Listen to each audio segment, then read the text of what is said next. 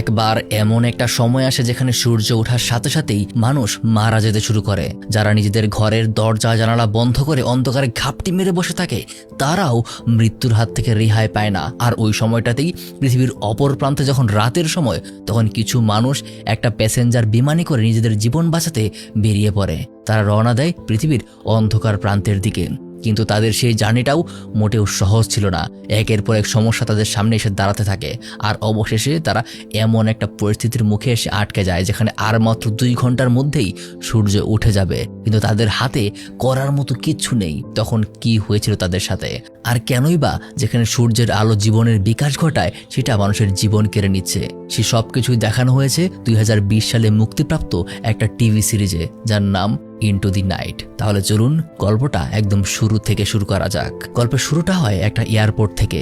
এই লোকটার নাম জিও। 2 ঘন্টা পর তার একটা ফ্লাইট আছে। তবে জিও খেয়াল করে এয়ারপোর্টের একটা মেয়ে হঠাৎ তার বন্ধুর সাথে কথা বলতে বলতে কেমন যেন অস্থির হয়ে উঠেছে, কারণ কথা চলা অবস্থাতেই কোনো এক কারণে তার বন্ধু রেসপন্স করা বন্ধ করে দিয়েছে। তাই জিও তাকে জিজ্ঞাসা করে যে তার বন্ধু কোথায় থাকে। মেয়েটা জানায় সে নিউ ইয়র্ক থাকে। যা শুনে জিও কিছুটা দুশ্চিন্তায় পড়ে যায়। তারপর জিও টার্মিনালে একটা টেলিভিশনে দেখতে পায় ওখানকার নিউজ প্রেজেন্টার নিউজ চলাকালীন অবস্থাতেই অজ্ঞান হয়ে পড়েছে। তাছাড়াও সেখানে শহরের এক অদ্ভুত পরিস্থিতি দেখানো হয়, যখন মানুষ নাকি কোনো অজানা কারণে রাস্তাতেই অজ্ঞান হয়ে পড়ে যাচ্ছে।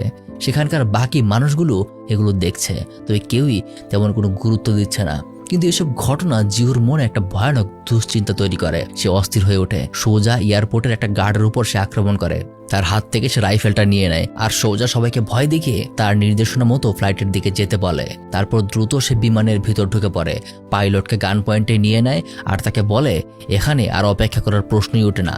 পাইলটকে সে এখনই বিমানটা টেক অফ করতে বলে, কিন্তু সে জানায় যে এই বিমানের মেইন পাইলট নাকি এখনো বিমানে এসে পৌঁছায়নি, আর সে হলো বিমানের কো পাইলট মাত্র। তার একার পক্ষে বিমান কন্ট্রোল করা সম্ভব না। তবে জিও তার কোনো কথাই শুনতে চায় না। সে শুধু একটা কথাই বলে, আমাদের হাতে সময় নেই, যা করার এখনই করতে হবে। কিন্তু তখনই পাইলট জিওর হাত থেকে বন্দুকটা কেড়ে নিতে ধরে, আর যার কারণে ভুলবশত জিও পাইলটের হাতে ফায়ার করে দেয়। অর্থাৎ একমাত্র সে বিমানটাকে চালাতে পারতো, কিন্তু এখন সেটাও আর সম্ভব না। বিমানে মাত্র অল্প কয়েকজন প্যাসেঞ্জার ছিল। তাই বেশি চিন্তা না করে জিও বাইরে এসে প্যাসেঞ্জারদেরকে জিজ্ঞাসা করে যে আপনাদের মধ্যে কেউ কি বিমান চালাতে পারেন। আর তখন সেখানে একটা মেয়ে নিজের হাত তোলে। মেয়েটার নাম সিলভিয়া। সে গিয়ে পাইলটের সিটে বসে, আর সেখানে অপর যে পাইলট ছিল সে তার এক হাত দিয়েই সবকিছু স্টার্ট করতে শুরু করে। একসময় দুজন মিলে খুব সুন্দরভাবেই যাত্রী সহ বিমানটাকে টেক অফ করে। এখানে সিলভিয়া নিজেও শুধুমাত্র একজন কো পাইলট। এখনও সে লার্নিং অবস্থাতেই আছে। সেও কোনো দক্ষ চালক না। তবে কোনো রকমে এই যাত্রায় তারা মস্কোর দিকে রওনা হয়। তখন জিও সিলভিয়ার মাথায় বন্দুক ধরে রেখেছিল। তবে তারপরেও সে জানতে চায় জিও কেন এইভাবে বিমানটাকে হাইজ্যাক করলো, তার আসলে উদ্দেশ্য কি। কিন্তু জিও তেমন কিছু বলতে চায় না। সে শুধু এতটুকু জানায় যে তার এক বন্ধু নাকি আন্তর্জাতিক প্রতিরক্ষা ব্যবস্থার একজন সদস্য, তাই তার থেকে সে এমন কিছু বিষয় জানে যাতে সেই কাজটা করতে বাধ্য হয়েছে। তখন পাইলট তাকে বারবার রিকোয়েস্ট করে যে কি সেই তথ্য তাদেরকেও বলার জন্য। আর এখানে জিও সকল সত্য কথা বলতে শুরু করে। সে জানায় রিসেন্টলি সূর্যের মধ্যে কিছু অদ্ভুত পরিবর্তন ঘটতে শুরু করেছে, আর তার কারণে যে সকল জায়গায় রাত পেরিয়ে দিন হচ্ছে আর সূর্যের আলো পৌঁছাচ্ছে সেই সকল জায়গায় প্রত্যেকটা মানুষ মারা যাচ্ছে। এমনকি নিউজ রিপোর্টিংয়েও এরকম অনেকগুলো ঘটনা দেখানো হয়েছে। তবে সিলভিয়া তাকে জিজ্ঞাসা করে তাহলে তো সূর্যের আলো থেকে দূরে থাকলেই হয়। কিন্তু জিও জানায় যে মানুষগুলো নিজেদের ঘরের দরজা জানালা সব বন্ধ করে ঘাপটি মেরে বসে আছে, তারাও মৃত্যুর হাত থেকে রেহাই পাচ্ছে না। এরা শুধুমাত্র সূর্যের আলোর কারণে না, সম্ভবত আরো কোনো গোপন রহস্য আছে যার সম্পর্কে তারা এখনো জানে না। আর এখানে তার এমন কথা শুনে দুজনে পুরোপুরি বিশ্বাস করে না। দুজনে মনে করছে হয়তোবা তার অন্য কোনো উদ্দেশ্য আছে। কিন্তু ওদিকে পাইলটের হাতে তখন গুলি লাগার কারণে তখন তার প্রচন্ড যন্ত্রণা হতে শুরু করেছে। তাই সিলভিয়া ককপিট থেকে বের হয়ে যাত্রীদেরকে পাইলটের পরিস্থিতি সম্পর্কে জানায়। তখন একজন বলে ওঠে যে সে নাকি ডাক্তার। তাই সেই মহিলা পাইলটের হাত থেকে গুলিটা বের করার সিদ্ধান্ত নেয়। তবে এখানে তাদের হাতে তেমন কোনো মেডিকেল যন্ত্রপাতি নেই। তাই গুলিটা বের করতে হলে এখানে তাদের বেশ ঝামেলা পোহাতে হয়। তবে শেষমেশ সবকিছু ঠিকঠাক মতোই সম্পূর্ণ হয়। ঠিক তখনই ককপিটের বাইরে যাত্রীদের মধ্যে একটা ঝামেলা শুরু হয়। আসলে বিমানের একজন যাত্রী হঠাৎ অসুস্থ হয়ে পড়েছে, আর তাকে সামাল দিতেই বাকিরা একত্র হয়েছে। আর এই দেখে যখন জিও তার বন্দুকটা নিয়ে সবার সামনে একটু চেক করতে এগিয়ে যায়, ঠিক তখনই আইজো নামের এক লোক জিওর হাত থেকে বন্দুকটা কেড়ে নেয়। তারপর তাকে ভয় দেখিয়ে বিমানের টয়লেটে আটকে ফেলে। আর এই সমস্ত ঘটনায় যখন বিমানের পাইলট সেখানে আসে তখন আইজও পাইলটকেও ভয় দেখাতে শুরু করে। বিমানের সবাই জানতে চায় যে এখানে আসলে কি হচ্ছে। তখন পাইলট তাদেরকে সবকিছু বিস্তারিত জানায়। জিও নামের ওই লোকটা নাকি তাদেরকে টেক অফ করতে বাধ্য করেছিল, আর সে বলেছে পৃথিবীতে নাকি এক মহামারী এসেছে, সূর্যের আলোর সংস্পর্শে গেলেই নাকি মানুষ মারা যাচ্ছে, তাই তারা পৃথিবীর অন্ধকার দিকে এগিয়ে যাওয়ার জন্য সিদ্ধান্ত নিয়েছে। ঠিক তখনই বিমানের বাকিরাও এ নিয়ে কথা বলতে শুরু করে, কারণ গত কিছু সময় যাবৎ এরকম কিছু অদ্ভুত বিষয় তারা অনেকেই শুনেছে, নিউজেও তারা দেখেছে। তাহলে কি লোকটা সত্যি কথাই বলছে? তখন পাইলট তাদেরকে জানায় যে আপনারা ভয় পাবেন না, ঘটনা সত্যি হোক বা মিথ্যা, আমরা নিজেদেরকে বাঁচানোর সর্বোচ্চ চেষ্টা করব। ততক্ষণে তারা আইসল্যান্ডের একটা বিমানবন্দরের উপর দিয়ে যাচ্ছিল। পাইলট দেখতে পায় নিচে বিমানবন্দরে অনেকগুলো প্লেন যেন ক্র্যাশ করেছে, আর নিচে থাকা মানুষগুলি এদিক ওদিক ছোটাছুটি করছে। এসব দেখে তারা কিছুটা বিশ্বাস করতে শুরু করে যে জিও সত্যি কথাই বলছে। আর তখনই তারা খেয়াল করে যে তারা বিমানে ফিউল ভরার আগেই সেখান থেকে টেক অফ করেছিল, তাই সামনে স্কটল্যান্ডের কোনো একটা বিমানবন্দরে তাদেরকে ফিউল নেওয়ার জন্য ল্যান্ড করতে হবে। তাই তারা সেদিকেই রওনা হয়। ভেতরে তখন যাত্রীরা জিওকে টয়লেট থেকে বের করে আনে, কারণ তার প্রত্যেকেই বুঝতে পেরেছে যে তার কথা সত্যি। সবাই তাকে জিজ্ঞাসা করে যে তুমি এই বিষয় সম্পর্কে যা জানো আমাদেরকে খুলে বলো, আমরা জানতে চাই। কিন্তু জিও তাদেরকে জানায় যে সে শুধুমাত্র এতটুকু জানতে পেরেছে সূর্যের আলোর কারণে মানুষ মারা যাচ্ছে। কেউ যদি ছায়ার মধ্যে থাকে তবুও তারা মারা যাচ্ছে, তবে কেন এমনটা হচ্ছে সে সম্পর্কে সে কিছুই জানে না।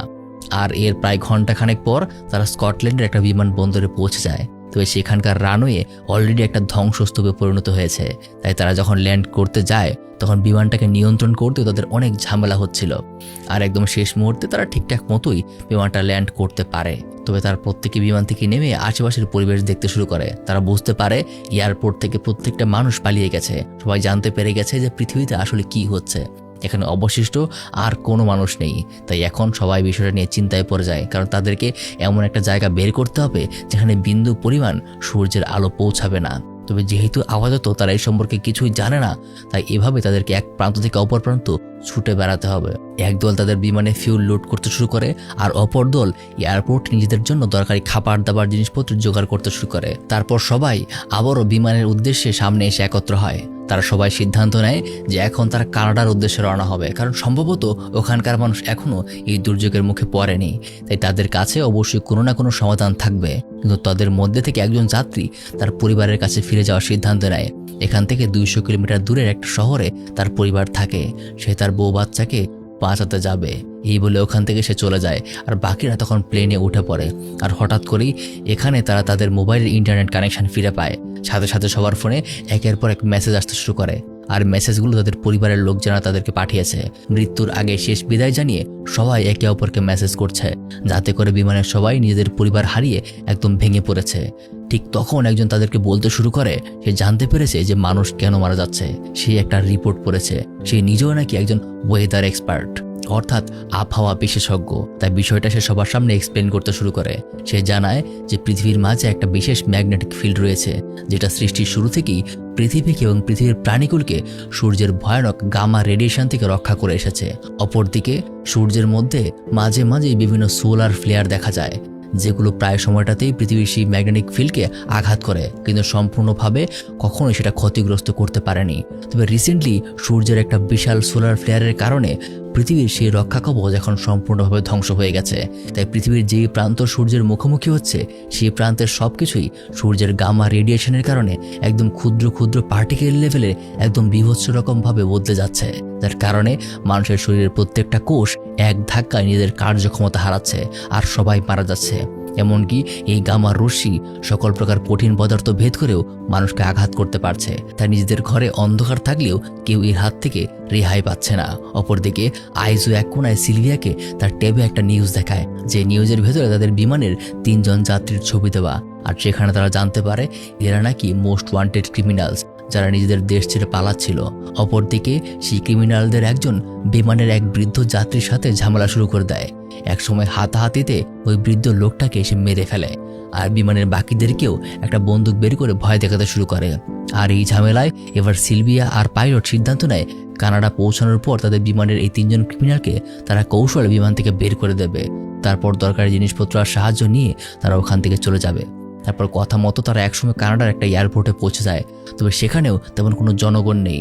আর এবার দুজনে প্ল্যানিং মোতাবেক সেই ক্রিমিনাল 3জনকে একটা গ্রুপে রাখে আর জানায় তাদের বিমানের রেডিও সিস্টেম নাকি একদম শুরুতেই নষ্ট হয়ে গিয়েছিল, তাই তারা যেন এয়ারপোর্টে কোনো রিপেয়ারিং সাইট আছে কিনা সেটা খুঁজে দেখে। কিন্তু তখনই 3জনের একজন জানায় যে তাদের কোনো সমস্যা নেই, তবে তাদের সাথে আরও 2জনকে পাঠাতে হবে। এত বড় জায়গা তারা 3জন কভার করতে পারবে না। আসলে শুধুমাত্র এই 3জন ক্রিমিনাল বাদে বিমানের কয়েকজন যাত্রী এই প্ল্যানিং সম্পর্কে জানে, তাই তাদের মধ্যে 2জন তাদের সাথে যেতে রাজি হয়। তবে এই 2জনের মধ্যে একজন এই প্ল্যানিং সম্পর্কে জানলেও অপর মহিলা এ সম্পর্কে কিছুই জানে না। সেখানে 15 মিনিট গাড়ি চালানোর পর তারা একটা ওয়ার্কশপ খুঁজে পায়, যেখানে তারা প্রত্যেকেই তাদের রেডিওর জন্য দরকারি জিনিসপত্র খুঁজতে শুরু করে। আর তাদের সাথে থাকা জ্যাকব নামের লোকটা তার দরকারি জিনিসপত্র নিয়ে সেই 3জন ক্রিমিনালকে ওয়ার্কশপের ভিতরে কৌশলে তাদেরকে লক করে ফেলে আর তার সাথে থাকা মহিলাকে দ্রুত তার সাথে আসতে বলে। কিন্তু মহিলা যেহেতু কিছুই জানে না, তাই তার মধ্যেকার ভালো মানুষ তাকে এই কাজ করতে দেয় না। কিন্তু জ্যাকব তাকে বোঝায় যে এখন তাকে বুঝিয়ে বলার সময় নেই, কিন্তু মহিলা তার কোনো কথা শুনতে রাজি হয় না।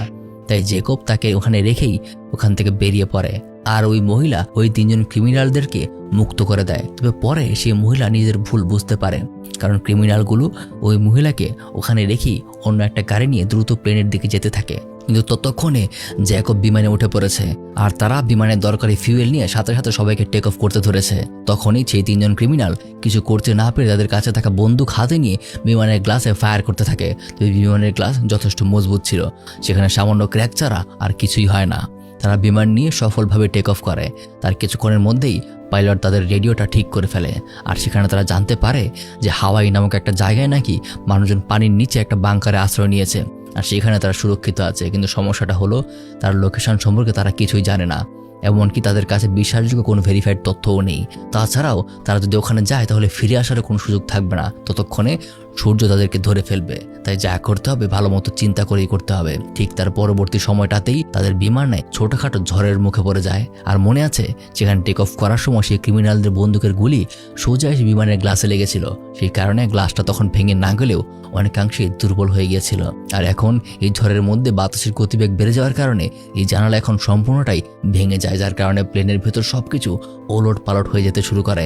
জানালা ভেঙে যাওয়ার কারণে প্লেনের ভেতরে একটা আলাদা এয়ার প্রেশার তৈরি হয়, যার কারণে সকল অক্সিজেন মাস্ক নিচে নেমে আসে আর যাত্রীরাও বিষয়টাতে একদম অস্থির হয়ে ওঠে। ঠিক তখনই আইজো নামের লোকটা তার হাতে থাকা একটা বোর্ড দিয়ে সেই জানালা আটকে ফেলে, আর যার কারণে সাথে সাথেই ভেতরের সবকিছু আবার স্বাভাবিক হয়ে যায়। তবে এই ঘটনায় তাদের প্লেনের ভেতরে ভয়ানক রকমের অক্সিজেনের স্বল্পতা দেখা যায়। পাশাপাশি সেখানে তাদের মধ্যে একটা বাচ্চা ছিল যার নাকি হাঁপানির সমস্যা ছিল, এতে করে সে অনেক অসুস্থ হয়ে যায়। বিমানের বাকিরা অক্সিজেন মাস্ক ব্যবহার করে কোনো রকমে নিজেদের স্বাভাবিক করার চেষ্টা করে, তবে সেই বাচ্চাটার অবস্থা ধীরে ধীরে খারাপ হতে থাকে। তখন আইজো তার নিজের অক্সিজেন মাস্ক থেকে পাইপটা খুলে নিয়ে ওই বাচ্চার মাস্কের সাথে লাগিয়ে দেয় আর একসাথে 2টা সিলিন্ডার অক্সিজেন বার কারণে বাচ্চাটার সাথে সাথেই স্বাভাবিক হয়ে ওঠে। আর অপরদিকে পাইলট আর সিলভিয়ার কথাবার্তায় বোঝা যায় হাইওয়েতে তারা যে বাংকারের কথা শুনেছে সেখানে তাদের পক্ষে পৌঁছানো সম্ভব না, কারণ তারা যদি রিস্ক নিয়ে সেখানে পৌঁছানোর সিদ্ধান্ত নেয় তবুও তাদের প্লেনের পর্যাপ্ত পরিমাণে ফিউল থাকবে না, তাই তাদের বাধ্য হয়ে সিদ্ধান্ত পরিবর্তন করতে হয়। এখান থেকে তারা সোজা আলাস্কা যাবে। সূর্যের সাথে তারা পারবে না, এটা তারা জানে, কিন্তু তবুও এই জার্নির কারণে তাদের রাতটা তুলনামূলক দীর্ঘ হয়েছে। পৃথিবীর উল্টো দিকে যেতে তারা প্রায় 14 ঘন্টা সময় পার করেছে আর খুব সম্ভবত তাদের 6 থেকে 7 ঘন্টা বাকি আছে। ততক্ষণে সূর্য তাদেরকে ধরে ফেলবে। কথা মতো এরপর তারা আলাস্কার একটা এয়ারপোর্টে পৌঁছে যায় আর সেখানে তারা দ্রুতই নিজেদের প্লেনে ফিউল ভরে নেয়। একসময় তাদের সাথে যাদের যে ক্লাইমেট এক্সপার্ট ছিল সে জানায় সম্ভবত তাদের হিসাবে ভুল ছিল, কানাডার এয়ারপোর্টে তারা কোনো মানুষজন দেখেনি। সম্ভবত রেডিয়েশনের কিছুটা অংশ দিনের বেলায় কানাডার ওই অঞ্চল পেয়েছিল, কারণ তারা যেই ফলমূল ওখান থেকে এনেছে সেই ফলমূলের সামান্য কিছু অংশ সে খেয়ে দেখেছে, এগুলোতে কোনো স্বাদ নেই, বরং তারা যদি ওই ফলমূল খায় তাহলে তারা নির্ঘাত অসুস্থ হয়ে পড়বে, কারণ সেগুলো অলরেডি গামা রেডিয়েশনের মুখোমুখি হয়ে পড়েছে। অর্থাৎ এখানে তাদের সিদ্ধান্ত নিতেই হবে। এভাবে চলতে থাকলে সূর্য একসময় তাদেরকে ধরে ফেলবেই, আর কোনোভাবে সেটাও যদি তারা বাইপাস করতে পারে তবুও তারা না খেতে পেয়ে তাদের মারা যেতে হবে। তাই এখন তাদের উদ্দেশ্য একটাই, তাদেরকে এমন কোনো জায়গায় যেতে হবে যেখানে সূর্যের আলো পৌঁছাবে না। তাই তারা আবারও তাদের রেডিও চেক করতে শুরু করে। সেখানে অনেকক্ষণ পর তারা অবশেষে একটা ক্লু খুঁজে পায়, একটা নাম, সেটা হলো স্টারা 17। ঠিক তারপরে রেডিওতে তারা একজনের কথা শুনতে পায়। তারা বুঝতে পারে যে ব্যক্তি কথা বলছে সে হচ্ছে একজন অ্যাস্ট্রোনট। সে মহাকাশ থেকে রেডিও সিগন্যালের মাধ্যমে হয়তোবা তার সংস্থার সাথে যোগাযোগ করছে। তবে প্রশ্ন হলো অ্যাস্ট্রোনট পৃথিবীর বাইরে মহাকাশে কিভাবে জীবিত আছে? সেখানে তো সে সরাসরি সূর্যের রেডিয়েশনের শিকার হবে। আর তখন একজন জানায় যে আসলে মহাকাশ স্টেশনগুলো এমনভাবেই তৈরি করা যেন সেগুলো সূর্যের ভয়ানক যে কোনো রেডিয়েশনকে ভেতরে আসতে না দিয়ে সেগুলো রিফ্লেক্ট করে ফেলে। আর তখন এই রেডিওতে চলা কথা শুনে তারা বুঝতে পারে এই কনভারসেশন মূলত নেটোর হেডকোয়ার্টার থেকে হচ্ছে। আর এখানে তারা শেষ আশা ভরসা খুঁজে পায়। তাদের কাছে যতটুকু সময় আর যতটুকু ফিউল আছে তাতে তারা খুব সহজেই নেটোর হেডকোয়ার্টার পর্যন্ত পৌঁছে যেতে পারবে। কিন্তু এখানে রিস্ক হলো যদি তারা সেখানে পৌঁছানোর পর কোনো বাংকার খুঁজে না পায় তাহলে নিশ্চিত মৃত্যু মেনে নেওয়া ছাড়া আর কোনো উপায় থাকবে না।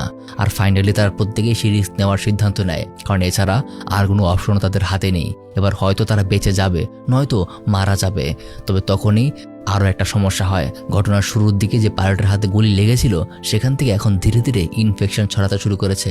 আর ধীরে ধীরে সে আরও বেশি অসুস্থ হয়ে পড়ছে, যা দেখে সিলভিয়া বুঝে উঠতে পারে না সে কি করবে, কারণ সে নিজেও দক্ষ কোনো পাইলট না। তাছাড়াও একা এই বিমান কন্ট্রোল করা তার পক্ষে কোনোভাবেই সম্ভব না। তাছাড়াও তাদের গন্তব্যে পৌঁছাতে হলে তাদের পাইলট সজ্ঞানে থাকাটা খুব জরুরি, কিন্তু এই অবস্থায় খুব সম্ভবত সে বেশিক্ষণ সজ্ঞানে থাকতে পারবে না। তাই পাইলটকে বাঁচাতে সিলভিয়া যাত্রার পথের আরও একটি এয়ারপোর্টে ল্যান্ড করার সিদ্ধান্ত নেয়। যেহেতু এখন সে একা, তার জন্য বিষয়টা খুব কঠিন হয়ে পড়ে। তবে কোনো রকমে এই যাত্রায় সিলভিয়া বিমানটা জায়গা মতো ল্যান্ড করে। তখন বিমানের একদল বাইরে বের হয় বিমানের ড্যামেজ হওয়া কিছু জায়গা ঠিক করতে। একদল পাইলটকে নিয়ে এয়ারপোর্টের হসপিটালে যায়, আরও অপর দল বের হয় নেটোর ইনফরমেশন জোগাড় করতে। তবে যে দল পাইলটকে নিয়ে হসপিটালে গিয়েছিল সেখানে হসপিটালে যাওয়ার পর তারা দেখতে পায় অগণিত মানুষ সেখানে মরে পড়ে আছে। তবে এগুলো দেখে বিচলিত হলে চলবে না, তাদের যে করেই হোক নিজেদের উদ্দেশ্য পূরণ করতে হবে। তাই তাদের সাথে যে ডাক্তার ছিল সে তার কাজ শুরু করে দেয়। অপরদিকে যারা নেটোর ইনফরমেশন জোগাড় করতে গিয়েছিল সেখানে তারা তাদের কাজ ভালোভাবেই চালিয়ে যায়। আর তাদের মধ্যকার বৃদ্ধ লোকটা সেখানে একটা সিসিটিভি ফুটেজ খুঁজে পায় যেখানে পৃথিবীর ভয়াবহ দুর্যোগ সম্পর্কে আলোচনা হচ্ছিল। আর সেখানেই তারা স্টারা 17 বাংকার সম্পর্কে জানতে পারে। সেই জায়গার লোকেশন আর সবকিছু একটা কাগজে সে লিখে রাখে। আর এতক্ষণে তাদের পাইলট বিভিন্ন অ্যান্টিবায়োটিক আর কিছু ব্যথানাশক ওষুধের মাধ্যমে কিছুটা স্বাভাবিক হয়েছে। তারপর সবাই আবারও তাদের প্লেনে ফিরে আসে। আর এখন তাদের কাছে নিখুঁত একটা ইনফরমেশন আছে, তারা জানে যে কোথায় তাদেরকে যেতে হবে। তবে তাদের হাতে এখন সময় খুব কম। সিলভিয়া সেখানে বেঁচে থাকা সকল সার্ভাইভারদেরকে সাবধান করে দেয় যেন তারা তাদের শেষ যাত্রায় রেডি থাকে। ওখানে পৌঁছানোর পর তাদের বিমানে কোনো প্রকার ফিউল অবশিষ্ট থাকবে না। এমনকি ওখানে পৌঁছানোর পর তাদের শুধুমাত্র 20 মিনিট সময় থাকবে। ততক্ষণে তাদের বাংকার পর্যন্ত পৌঁছাতে হবে, না হলে সূর্য তাদেরকে ধরে ফেলবে। আর সবাইকে মানসিক এবং শারীরিকভাবে প্রস্তুত থাকার জন্য বললে। আর কথা মতো 2 ঘন্টা যাত্রা শেষ করে তারা ফাইনালি স্টারা 17 নামক জায়গার উদ্দেশ্যে এয়ারপোর্টে ল্যান্ড করে। তবে তথ্য অনুযায়ী জায়গা মতো তারা পৌঁছে গেলেও তাদের কেউ জানে না যে বাংকারটা আসলে কোন দিকে। তাই তারা দুটো আলাদা আলাদা গ্রুপ তৈরি করে। তাদের হাতে মোট 20 মিনিট সময় থাকার কথা ছিল, কিন্তু সৌভাগ্যক্রমে তারা অনেক আগেই সেখানে পৌঁছে গেছে। তাই তাদের হাতে এখন 40 মিনিটের মতো সময় আছে। তারা দুইটা দল একে অপরের সাথে রেডিওর মাধ্যমে কানেক্টেড থাকবে। তারা যতটুকু জানতে পেরেছে বাংকার এই এরিয়াতেই আছে। তাই একদল ডান দিকে যাবে আর একদল বাম দিকে। আর সবার প্রথমে যারা বাংকারের এন্ট্রান্স খুঁজে পাবে তারা অপর দলকে জানিয়ে দেবে। প্ল্যানিং অনুযায়ী তারা তেমনটাই করে। গাড়ি চালাতে চালাতে প্রায় 25 মিনিট হয়ে গেছে, কিন্তু এখনো পর্যন্ত তারা কোনো বাংকারের এন্ট্রেন্স খুঁজে পায়নি। অপর দলেরও ঠিক একই অবস্থা। তবে সিলভিয়ার দল হঠাৎ তাদের সামনে একটা গেট খুঁজে পায়। তারা গাড়ি নিয়ে সোজা সেখানে ঢুকে পড়ে, কিন্তু গাড়ি থেকে নামার পর আরও একটা গেট ছিল। সেখানে একজন যাত্রী দৌড়ে এসে সেই গেটটা খোলার চেষ্টা করে, কিন্তু তখনই সে একটা ইলেকট্রিক শক খেয়ে বসে। আর সৌভাগ্যক্রমে সে একটা বাটন খুঁজে পায়। বাটনটাতে চাপ দিতেই সেই গেটটা খুলে যায়। আবার অপর দিকে যে দল রয়েছে তারা বাংকারের পেছন দিকে দরজায় পৌঁছে গেছে। আর ভেতরে ঢোকার পর রেডিওর মাধ্যমে তার প্রথম দলকে জানিয়ে দেয়, যার কারণে সময় মতো দুটো দলের প্রত্যেকেই বাংকারে প্রবেশ করে। তারপর তারা সিঁড়ি বেয়ে মাটির প্রায় 200 ফুট নিচে চলে যায়। ঠিক তখনই সামনে কয়েকজন মিলিটারি অফিসার আসে।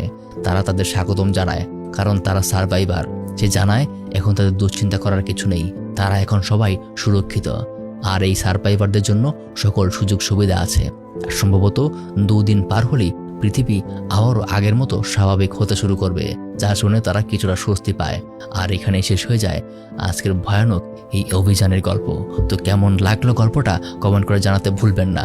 আর এটা থেকে বিশেষ করে একটা শিক্ষা অবশ্যই নেবেন। পরিস্থিতি খারাপ যেমনই হোক না কেন সবকিছুই সমাধান করা সম্ভব, কোনো কিছুই আসলে অসম্ভব না। আর হ্যাঁ, পৃথিবীর দূষণের প্রতিও খেয়াল রাখবেন, নাহলে আমাদের সত্যি আমাদের পৃথিবীর যে ওজোন লেয়ার আছে, যেখানে ওজোন গ্যাসের একটা স্তর থাকে যেটা আসলে পৃথিবীতে আসা অতিবেগুনি রশ্মিকে আটকায়, সেটা যদি ধ্বংস হয়ে যায় তাহলে সিনেমার মতো না হলেও বাস্তবে এর পরিণতি অনেক খারাপ হতে পারে। এতক্ষণ আপনাদের সাথে ছিলাম আমি মারুফ। দেখা হবে পরবর্তী অন্য কোনো গল্পে।